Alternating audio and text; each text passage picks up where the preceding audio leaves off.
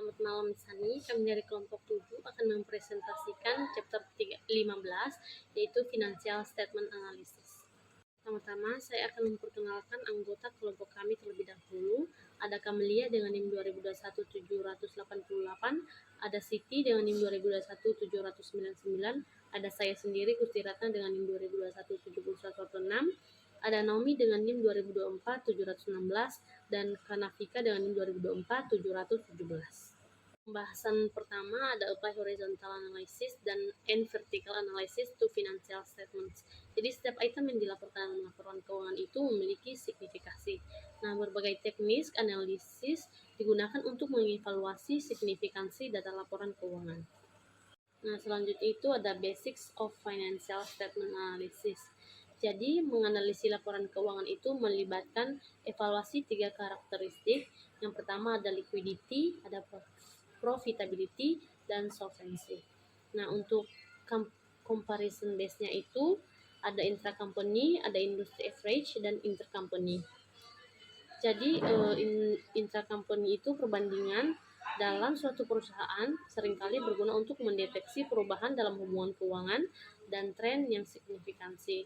Nah, untuk industry average itu perbandingan dengan rata-rata industri memberikan informasi tentang posisi relatif perusahaan dalam industri tersebut. Nah, untuk intercompany itu perbandingan dengan perusahaan lain memberikan wawasan tentang posisi kompetitif suatu perusahaan. Selanjutnya ada 3 tools of analysis, yaitu ada horizontal, vertikal, dan rasio. Jadi analisis horizontal itu mengevaluasi serangkaian data laporan keuangan selama periode waktu tertentu. Terus untuk analisis vertikal itu mengevaluasi data laporan keuangan dengan menyatakan setiap item dalam laporan keuangan itu sebagai presentasi dari jumlah dasar. Nah, untuk analisis rasio itu mengungkapkan hubungan antara item terpilih dari data laporan keuangan. Selanjutnya dengan saya Siti Humairah dengan NIM 2021 799. Di sini saya akan membahas mengenai dengan analisis horizontal atau horizontal analysis. Ini tuh merupakan salah satu teknik untuk mengukur evaluasi serangkaian laporan data keuangan. Nah, diukurnya itu selama masa periode tertentu. Nah, tujuannya ini itu tuh untuk melihat apakah suatu laporan keuangan itu dia tuh mengalami kenaikan ataupun penurunan. Nah, biasanya eee, horizontal analysis ini tuh dia juga berguna gitu loh untuk mengambil keputusan manajerial ataupun investasi. Karena biasanya suatu investor itu dia bakal lihat laporan keuangannya itu dia mengalami perubahan ataupun penurunan. Oke, untuk selanjutnya di sini coba kita bahas analisis horizontal pada laporan posisi keuangan. Ini ada dari Quality Department Store untuk periode 31 Desember. Nah, di sini itu tuh analisis horizontal itu membandingkan nilai akun dari 2 periode, yaitu tahun 2024 sama tahun 2025. Nah, di sini kita coba ambil contohnya itu total aset aja. Di sini kan di total aset tahun 2024 itu kan 1.595. Terus di 2025-nya itu dia 1.835. Berarti kan secara tidak langsung ataupun ini kan dia mengalami peningkatan dong dari tahun 2024 ke 2025. Nah, selisih atau peningkatan yang kita dapat itu tuh 240 di sini, 240.000. Nah, kalau misalkan kita presentasiin, itu tuh dia mengalami peningkatan sebesar 15%. Nah, kok kita bisa tahu 15% itu dari mana? Nah, caranya itu dari hasil selisih tadi, peningkatan tadi, itu tuh kita bagi sama, tahun dasarnya. Tahun dasar itu kan 2024, berarti 240 kita bagi 1.595.000 itu tuh kita dapat 15%. Jadi total aset yang diperoleh itu, dia tuh sebesar 15%, yang artinya dia tuh mengalami total kekayaan perusahaannya itu dia bertambah. Terus kita ambil contoh equity. Kalau equity di sini, eee, sama ambil dari total equity-nya aja, berarti kan dia mengalami peningkatan dari 795 ke 1.003.000. Berarti kan dia ada peningkatan sebesar 208. Nah, caranya itu juga sama, kita, bagi antara peningkatannya itu sama tahun dasarnya. Berarti kan dia mengalami peningkatan sebesar 26,2%. Nah, berarti kan secara nggak langsung nih, kalau misalkan tadi kita ngebandingin antara aset sama equity, berarti kan sama-sama mengalami peningkatan. Peningkatan kan berarti dengan cara analisis horizontal itu tuh kita bisa melihat gimana sih perusahaan itu tuh dia em, ada perubahan signifikannya atau enggak gitu. Oke, lanjut ke horizontal analysis pada income statement. Nah, kalau misalkan di bagian income statement ini tuh, biasanya para investor itu tuh dia langsung melihat ke bagian net income-nya. Di bagian net income-nya itu dia mengalami perubahan ataupun enggak. Nah, kalau di sini kan dia mengalami kenaikan ya sebesar 26,5%. Nah, berarti di sini investor tuh bisa ngeliat kalau misalkan kinerja laba perusahaannya itu meningkat gitu loh. Nah, berarti kan dapat dipastikan kalau misalkan penjualan bersihnya itu naik, tapi si laba bersihnya juga dia tuh tinggi, tingginya tuh 26,5. Yang artinya kalau misalkan perusahaan itu bukan hanya menjual lebih banyak, tetapi dia juga lebih efisien dalam operasionalnya. Nah, di sini berarti kita bisa lihat nih kalau misalkan tren horizontal analysisnya itu menandakan bahwasanya eh, strategi dari ekspektasi perusahaannya itu berhasil untuk meningkatkan labanya. Oke, yang terakhir di sini analisis horizontal pada return earning statement. Nah, di sini coba kita lihat di return earning Januari. Di sini ada kenaikan sebesar 39,4%. Berarti kita tahu nih kalau misalkan di tahun 2025 perusahaannya itu tuh dia udah punya saldo laba ditahannya itu lebih banyak daripada tahun sebelumnya. Terus kalau misalkan kita bandingin sama Desember 31. Di situ kan dia juga ada kenaikan ya. Kenaikannya itu 202,600 atau 38,6%. Nah, berarti di sini tuh ngasih tahu kalau misalkan sebagian besar laba tahun berjalannya itu ditahan atau dia itu nggak dibagiin sebagai dividen. Nah, kalau misalkan kita lihat dividennya itu dia cuma naik 2%. Nah, berarti bener, labanya itu tuh dia nggak dibagiin, tapi labanya itu disimpan. Nah, kalau misalkan kita lihat pertumbuhan return earning-nya 38,6, berarti kita tahu nih kalau misalkan indikator keuangannya itu sehat, terus strategi pertumbuhan internal itu juga baik, seperti itu. Nah, jadi kalau misalkan kita bandingin nih antara yang tadi statement of financial, terus income statement, terus yang terakhir return earning dengan adanya penggunaan analisis horizontal, kita jadi tahu nih kalau misalkan eh, perubahannya dari laporan keuangan itu dia bisa nggak sih signifikan untuk naik atau enggak gitu loh. Jadi dengan penggunaan analisis horizontal kita bisa mengetahui sebuah laporan perusahaan itu tuh dia mengalami kenaikan ataupun penurunan. Nama saya Naomi Joen dengan NIM 2024-716. Materi selanjutnya adalah analisis vertikal. Analisis vertikal atau disebut vertical analysis yang juga disebut common size analysis adalah teknik yang menyatakan setiap elemen laporan keuangan sebagai persentase dari jumlah dasar. Analisa ini umumnya digunakan dalam perbandingan intra-company dan inter-company. Rumus untuk analisis vertikal pada elemen laporan posisi keuangan adalah setiap elemen bagi total aset sama dengan hasilnya persen. Rumus untuk analisis vertikal pada elemen laporan laba rugi adalah setiap elemen laporan laba rugi bagi penjualan bersih sama dengan hasilnya persen. Materi selanjutnya adalah analisis rasio. Analisis rasio atau ratio analysis mengungkapkan hubungan di antara elemen-elemen tertentu dari data laporan keuangan. Hubungan tersebut dinyatakan dalam bentuk persentase, angka, atau proporsi sederhana.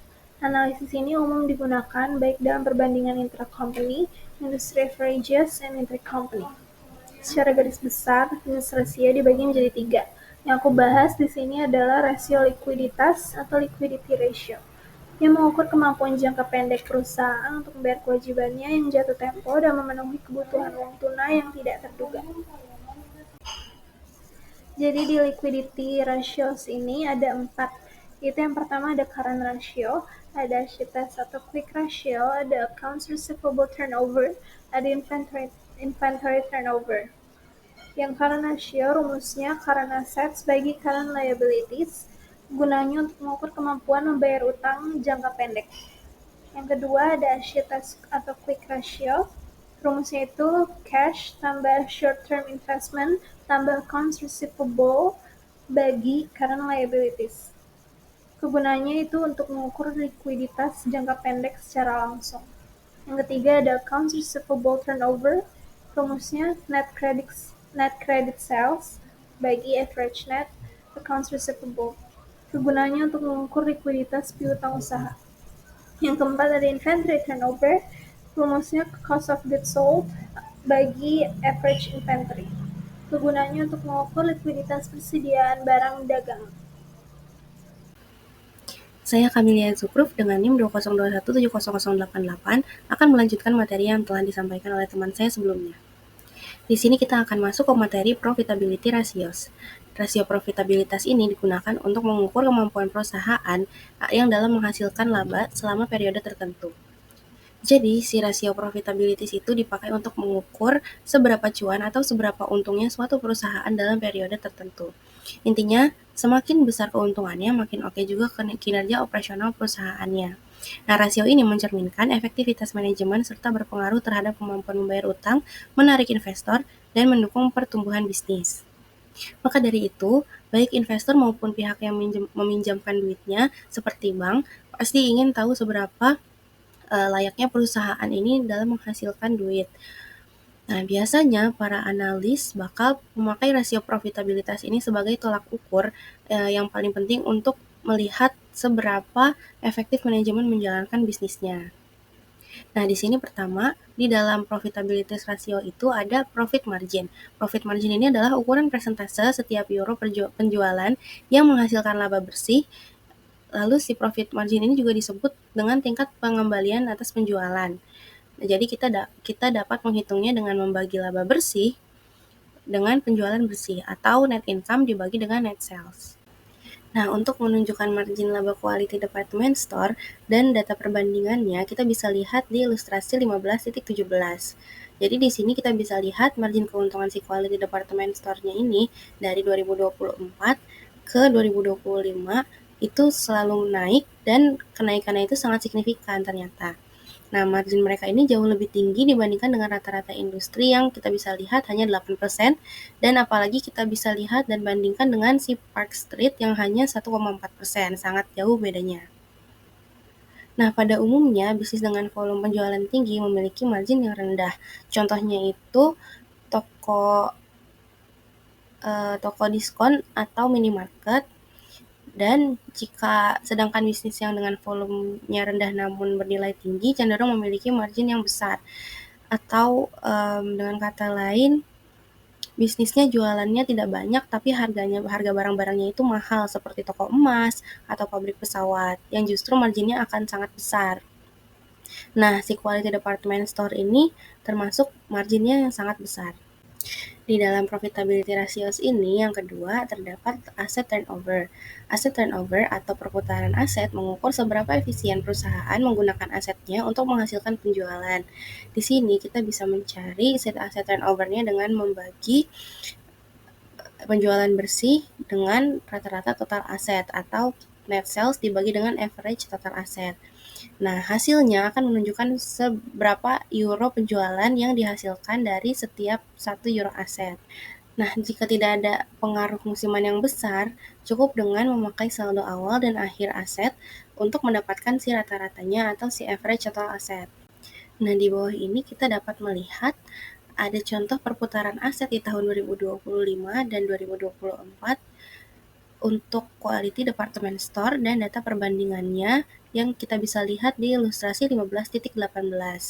Nah, di sini dia bilang, dengan asumsi bahwa total aset pada awal tahun 2024 sebesar 1.446.000 euro, perputaran aset di 2025 dan 2024 untuk quality department store ini, dan data perbandingannya bisa ditunjukkan di ilustrasi 15.18. Perputaran aset ini menunjukkan bahwa pada tahun 2025, Quality menghasilkan penjualan sekitar 1,2 kali untuk setiap euro yang diinvestasikan ke dalam aset. Rasio tersebut tidak berubah dari tahun 2024 hingga 2025. Yang dapat kita lihat sama-sama 1,2 kali. Nah, perputaran aset si Quality ini berada di bawah rata-rata industri sebesar 1,4 kali, dan rasio Park Street juga sebesar 1,4 kali. Ternyata aset turnover itu sangat bervariasi di antara berbagai industri. Jadi misalnya perusahaan utilitas besar juga bisa memiliki rasio 0,4 kali, dan dengan jaringan toko grosir juga bisa memiliki rasio 3,4 kali. Nah, di profitability ratios ini yang ketiga terdapat return on asset. Return on asset ini merupakan ukuran profitabilitas secara keseluruhan yang menunjukkan seberapa efisien perusahaan dalam menggunakan asetnya untuk menghasilkan laba. Nah, cara menghitungnya itu mudah, tinggal laba bersih dibagi dengan total aset rata-rata atau net income dibagi dengan average total aset. Nah, di sini di ilustrasi 15.19 kita bisa lihat ROA atau return on asset si Quality Department Store di tahun 2024 dan 2025. Itu plus perbandingan dengan yang lain. Jadi intinya semakin tinggi return on asetnya, semakin efisien perusahaan menghasilkan untung atau cuan dari aset yang dimilikinya. Nah, di dalam profitability ratios ini yang keempat ada return on ordinary shareholders equity atau ROE. ROE ini rasio yang melihat seberapa untung perusahaan dari kacamata pemegang saham biasa. Nah, ROE ini menunjukkan berapa euro laba bersih yang akan dihasilkan dari setiap euro yang diinvestasikan oleh pemilik saham biasa. Nah, cara menghitungnya itu laba bersih yang sudah disisihkan untuk pemegang saham biasa dibagi dengan rata-rata ekuitas pemegang saham biasa, atau net income dikurang dengan preference dividend dan dibagi dengan average ordinary shareholders equity. Kalau perusahaan punya saham preferen, kita harus mengurangi dulu si dividen preference-nya dari laba bersih. Lalu total ekuitasnya juga harus dikurangi dengan nilai saham preferen agar kita bisa melihat berapa bagian yang betul-betul untuk pemegang si saham biasa. Nah, pada ilustrasi 15.20 menunjukkan rasio tahun 2025 dan 2024 untuk si Quality Department Store dan data perbandingannya. Nah, di sini diasumsikan bahwa ekuitas pemegang saham biasa di awal tahun 2024 adalah 667.000 euro. Nah, kita bisa lihat tingkat pengembalian quality ini atas ekuitas yang pemegang saham biasa itu sangat tinggi, yaitu 29,3%, yang kita bisa bandingkan dengan rata-rata industrinya sebesar 18,3% dan tingkat 6,4% untuk si Park Street.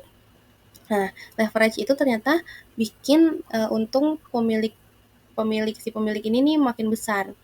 Jadi maksudnya adalah tingkat pengembalian si Quality Department Store ini ke pemegang saham biasa itu kan 29,3%. Jauh lebih tinggi dari pengembalian atas aset yang hanya 15,4%. Kenapa bisa jadi seperti itu? Karena mereka sangat pandai untuk memanfaatkan leverage tersebut. Jadi mereka meminjamkan duit dengan bunga yang lebih rendah dari hasil yang mereka dapatkan dari duit pinjaman tersebut. Nah, duitnya nanti itu diputar dengan efisien, jadi akan untung dari aset pinjaman untung dari aset pinjaman lebih besar dari bunga yang harus dibayar. Alhasil, pemilik tersebut dapat bagian keuntungan yang lebih besar dari si leverage positif tadi. Nah, kita masuk ke yang kelima. Di dalam profitability ratios ini ada earnings per share atau EPS. EPS itu memberitahu seberapa banyak untung atau laba bersih yang dihasilkan dari setiap lembar saham biasa. Nah, cara menghitungnya yaitu laba bersih untuk pemegang saham biasa dibagi dengan jumlah saham biasa yang beredar, atau Net income dikurang dengan preference dividends dibagi dengan weighted average ordinary share outstanding. Nah, IPS ini sangat membantu untuk melihat seberapa untungnya perusahaan dari sudut pandang si pemegang saham.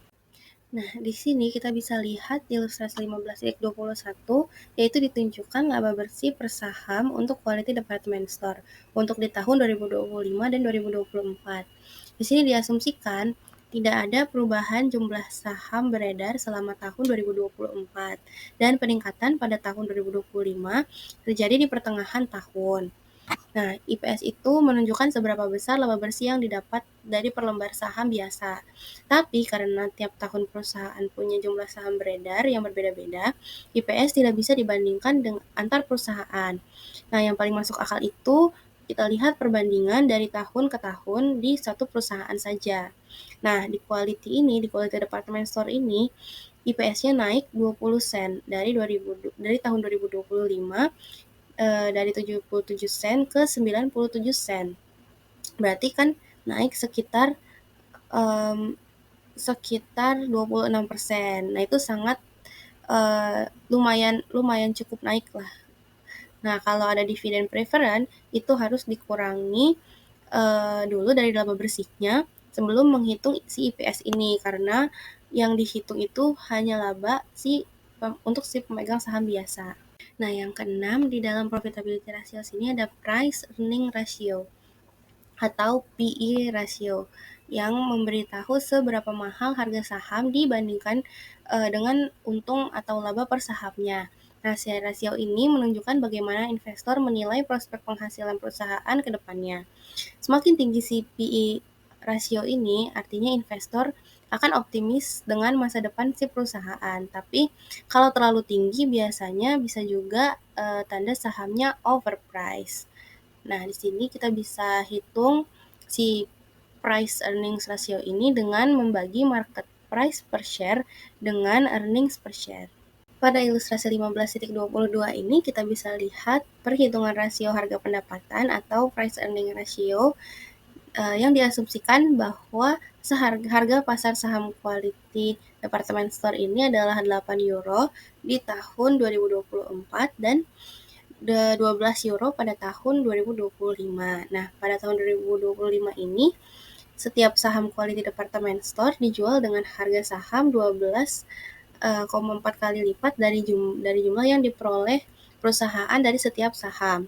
Nah, rasio harga pendapatan quality department store ini lebih rendah dari rata-rata industri sebesar 21,3 kali dan juga lebih rendah dari rasio sebesar 17,2 kali untuk si Park Street. Nah, yang terakhir di dalam profitability ratio sini ada payout ratio. Itu menunjukkan berapa persen dari laba yang dibagikan ke pemegang saham dalam bentuk dividen tunai. Nah, cara menghitungnya itu kita dapat membagi si dividen tunai dengan laba bersih atau cash dividend paid on ordinary share dibagi dengan net income.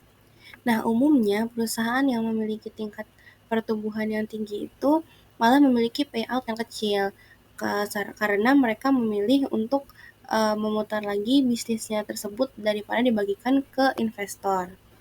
Nah, kita bisa lihat di ilustrasi 15.23 ini rasio si pembayaran quality department store ini menurun dari tahun 2024 ke tahun 2025, tetapi lebih tinggi dari rasio pembayaran rata-rata industri yang sebesar 16,1%. Nah, untuk rasio Park Street juga sangat tinggi karena laba bersihnya pada tahun 2025 itu cukup rendah. Nah, kita masuk ke materi solvency ratios.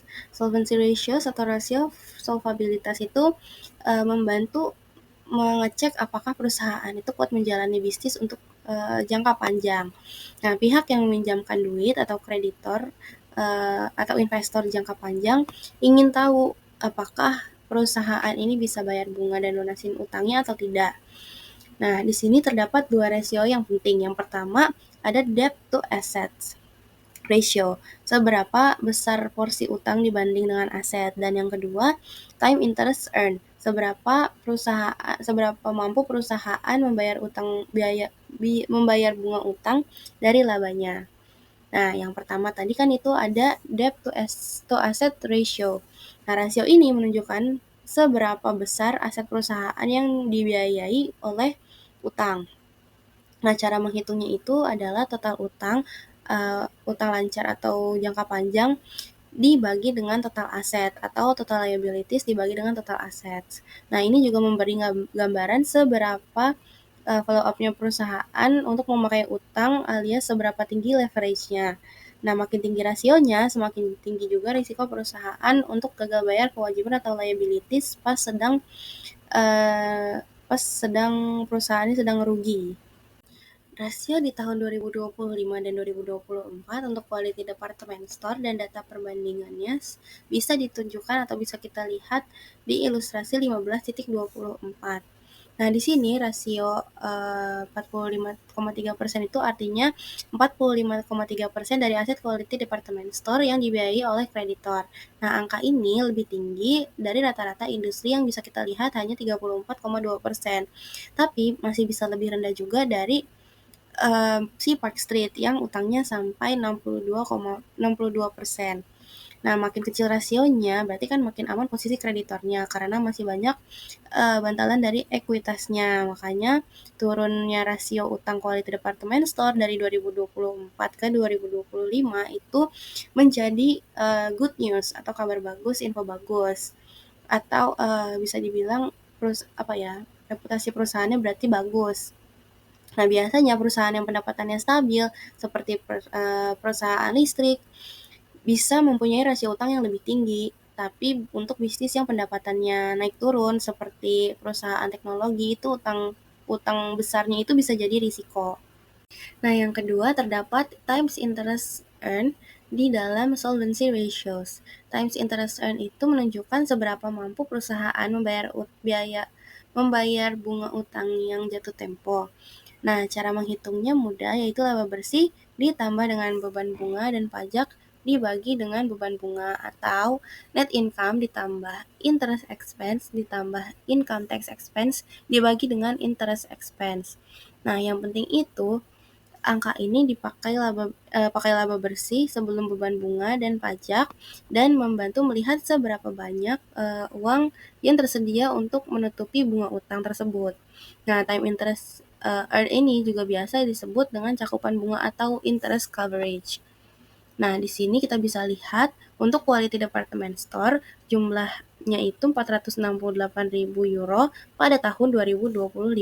Dihitung dengan mengambil laba bersih sebesar 263.800 euro dan menambahkan kembali biaya bunga sebesar 36.000 euro. Nah, dan biaya pajak penghasilannya itu sebesar 168.200 euro. Nah, di sini biaya bunga quality department store ini tercakup dengan baik pada angka 13 kali. Nah, angka ini lebih rendah dari rata-rata industri sebesar 16,1 kali, tetapi secara signifikan melebihi si Park Street ini, yaitu bisa kita lihat sebesar 2,9 kali dan merupakan peningkatan dari rasio tahun 2024 sebesar 9,6 kali. Nah, sekarang kita masuk ke materi sustainable income di 15.3. Sustainable income atau laba berkelanjutan ini yaitu nilai sebuah perusahaan seperti Google itu sebenarnya ditentukan dari seberapa banyak duit atau cash flow yang bisa mereka hasilkan, seberapa cepat masuknya dan seberapa pasti mereka dapatnya di masa depan. Nah, laporan laba rugi Google itu yang sekarang sama yang sebelumnya itu bisa membantu sekali untuk para analis ini menebak gimana arus kas atau cash flow mereka ke depannya. Nah, tapi agar prediksinya tidak terlalu bias, analis perlu memastikan kalau angka laba di laporannya itu sudah benar-benar menunjukkan laba berkelanjutan. Jadi, sudah tidak tercampur dengan pendapatan, pengeluaran, untung, ataupun rugi yang sifatnya tidak rutin atau cuma kejadiannya sekali saja. Maka dari itu, laba berkelanjutan ini dianggap sebagai laba yang paling realistis dan paling mungkin bakal didapat terus oleh perusahaan di masa depan. Nah, ini agak sedikit berbeda dengan laba bersih biasa yang kadang masih mengikutsertakan hal-hal yang tidak setiap tahunnya tuh terjadi. Nah, analis ini lebih fokus ke laba berkelanjutan. Kenapa? Karena mereka ingin mendapatkan gambaran yang lebih bersih dan akurat perihal potensi keuntungan perusahaan ke depannya, tanpa gangguan dari transaksi yang lainnya yang tidak terlalu sering terjadi. Nah, untungnya laporan laba rugi itu biasanya sudah menyediakan info soal info tadi. Nah, laporan itu memisahkan mana yang dari kegiatan operasional biasa dan mana yang dari kegiatan non-operasional. Bahkan dijelaskan juga pendapatan di tiap tahap, seperti pendapatan dari operasi sebelum pajak dan dari operasi yang berkelanjutan. Selain itu, info soal transaksi yang tidak biasa seperti untung dan rugi dari unit usaha yang ditutup atau pendapatan komprehensif lainnya juga akan ditampilkan di sana. Nah, bisa kita lihat di ilustrasi 15.27 ini menyajikan laporan laba rugi komprehensif untuk Crash Textiles untuk tahun 2025. Nah, laporan laba rugi komprehensif ini tidak hanya mencakup laba bersih, tetapi juga ukuran laba yang lebih luas yang disebut laba komprehensif. Di sini kita bisa lihat ada dua item utama yang tidak biasa dalam laporan ini, yaitu ada operasi yang dihentikan dan juga laba komprehensif lainnya yang bisa kita lihat di laporan di sebelah kanan, pada sebelah kanan yang diberi tanda merah, yaitu discontinued operations net of tax dan other comprehensive income items net of tax. Nah, di sini saat mempertimbangkan arus kas masa depan, analis harus mempertimbangkan implikasi dari masing-masing dua komponen tersebut.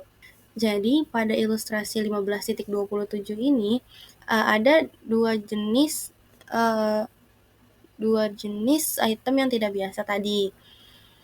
Nah, maksudnya si Crash ini menghitung dulu beban pajak untuk pendapatan dari operasi yang berkelanjutan. Baru setelah itu menghitung pajak untuk operasi yang dihentikan dan pendapatan komprehensif lainnya. Nah, konsep umumnya itu gak apa-apa deh biarin pajak ikutin pendapatan atau kerugian.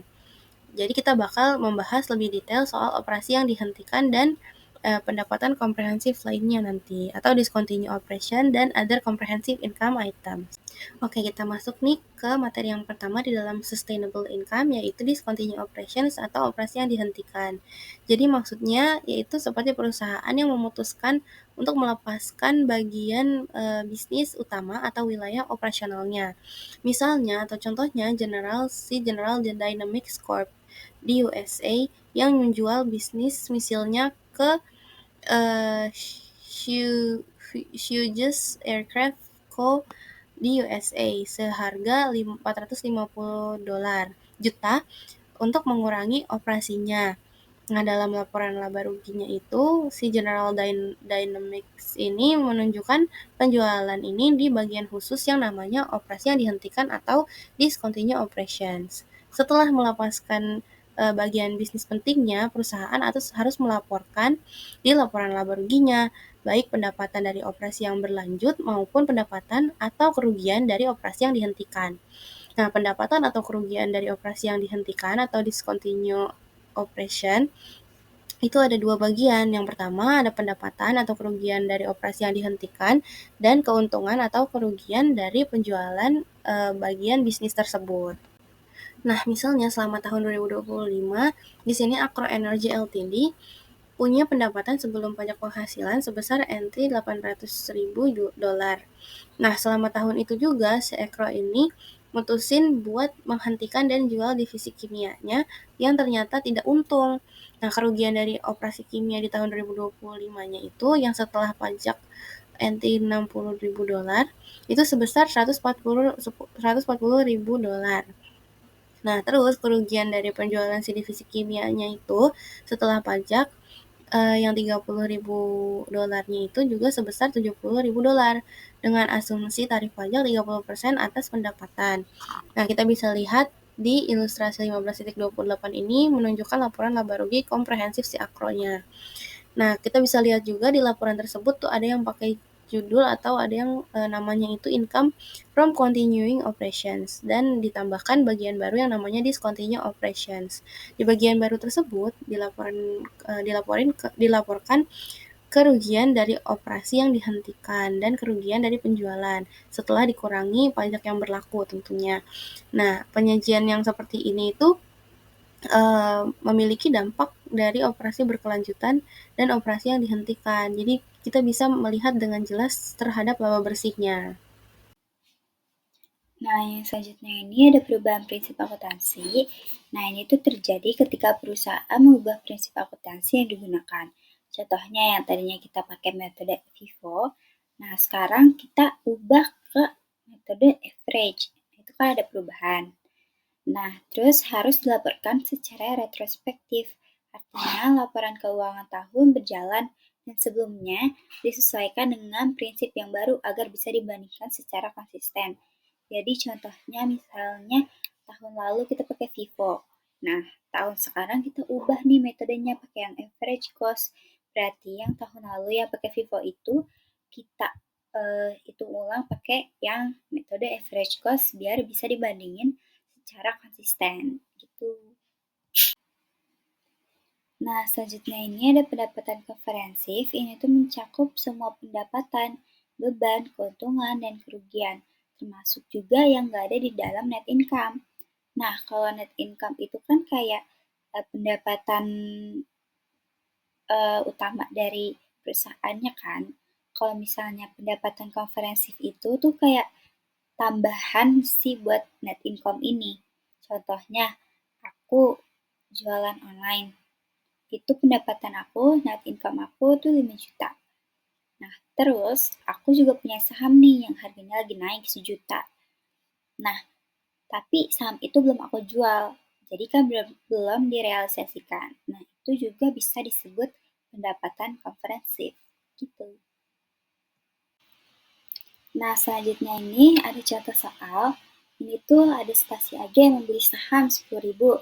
Di akhir tahun nilai pasarnya turun jadi 8.000, berarti kan kita rugi 2.000. Nah, ini tuh si 2.000 ini disebut unrealized loss karena dia itu belum dijual. Nah, kalau misalnya si 2.000 ini tuh sahamnya untuk trading, dia masuknya itu ke net income. Tapi kalau buat non trading atau jangka panjang, dia masuknya ke other comprehensive income, yaitu unrealized loss on non-trading securities, net of tax. Jadi dia tuh ngurangin si net income. Terus kalau di statement of financial position, dia di accumulate other comprehensive income.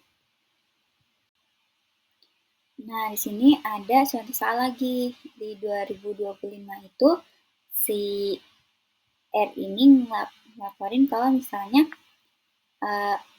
pendapatan dia sebelum pajak itu 400.000, terus loss on operation-nya itu 50.000 sama loss on disposal of discontinue itu 90.000.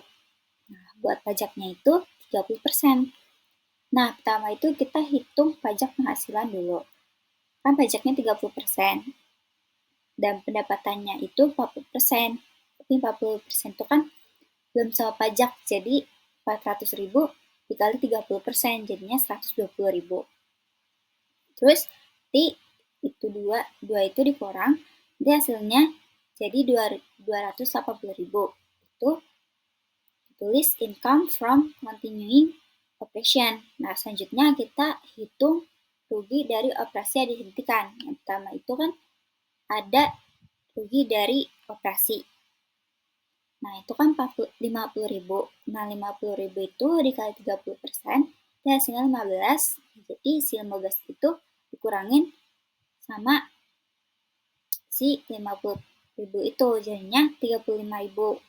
Nah, untuk yang rugi dari penjualan, dari disposal itu 90.000 dikali 30%. Nanti kan hasilnya 27.000. Nah, 27.000 itu nanti dikurangin sama yang 90.000 tadi. Jadi hasilnya 63.000.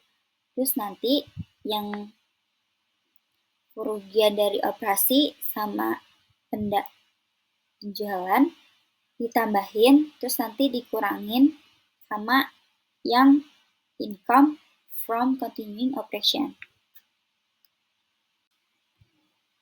Nah, selanjutnya ini itu ada contoh dari statement comprehensive income.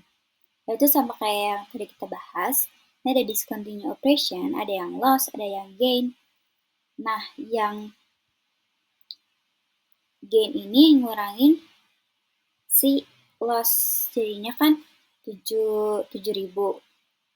Nah, si 7.000 itu dia ngurangin si 46.200 ini, jadinya 39.200. Nah, terus kayak tadi saham yang belum direalisasikan, kalau misalnya dia non-trading, dia masuknya ke other comprehensive income. Tapi kalau dia jangka pendek atau trading, dia masuknya ke net income. Jadi, si saham tadi tulisnya unrealized gain on non-trading. Itu 10.500. Nanti ditambahin jadi hasilnya 49.700. Sekian presentasi dari kami. Kurang lebihnya mohon maaf. Dan kalau ada yang salah juga maafin karena kita juga masih belajar. Jadi, sekian, terima kasih.